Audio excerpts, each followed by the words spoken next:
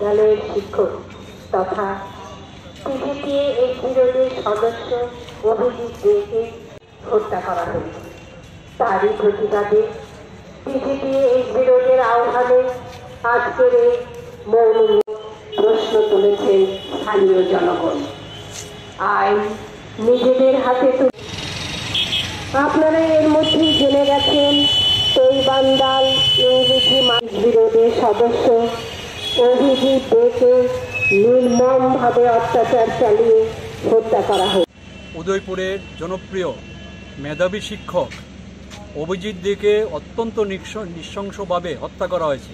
আমরা ত্রিপুরা সরকারি শিক্ষক সমিতি এইচবি রোড, আমাদের প্যারেন্ট সংগঠন ত্রিপুরা টিসিসি এইচবি রোড সহযোগিতায় আজকে আমরা আগরতলা শহরে একটা মৌন মিছিল করতে যাচ্ছি।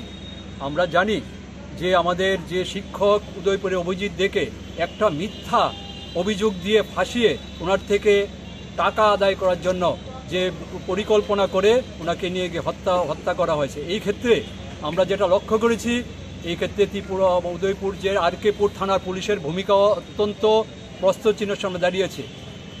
আজকে ওনাকে যখন এইভাবে যে দুষ্কৃতিকারা আক্রমণ করলো, এই দুষ্কৃতিকারা জানে ওরা পুলিশ ওদের কিছু করবে না, ওরা একটা নির্দিষ্ট ছত্রছায়ায় থাকে।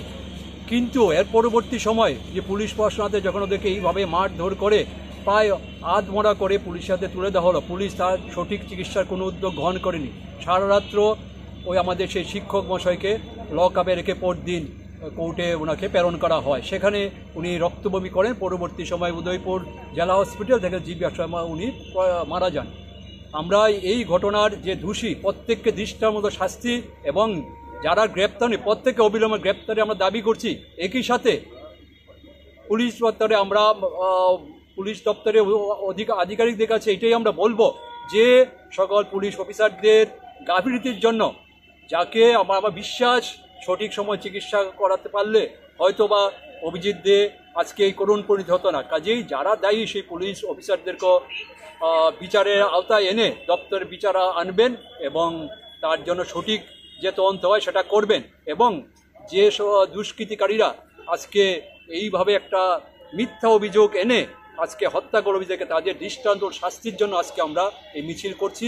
আগামী দিনে আমাদের সারা রাজ্যে সব জায়গাতেই করবেন এবং আমরা একই বলবো আজকে রাজ্যের অন্যান্য অংশে যারা আছেন সুবুদ্ধিসম মানুষ, আপনারা সবাই এই ধরনের একটা নক্কারজনক ঘটনার আপনারা সবাই গর্জে উঠুন। আগামী দিনে রাজ্যের মধ্যে যে একটা অরাজক পরিস্থিতি চলছে এটা চলতে দেওয়া যায় না, এটা বন্ধ হওয়া দরকার। আজকে কারোর একজন শিক্ষক মশাই সাধারণ কারোরই কোনো নিরাপত্তা নেই। এইভাবে চললে এটা একটা রাজ্য চলতে পারে না। আমরা এই অরাজক অবস্থা বন্ধ করার জন্য আমরা দাবি রাখবো।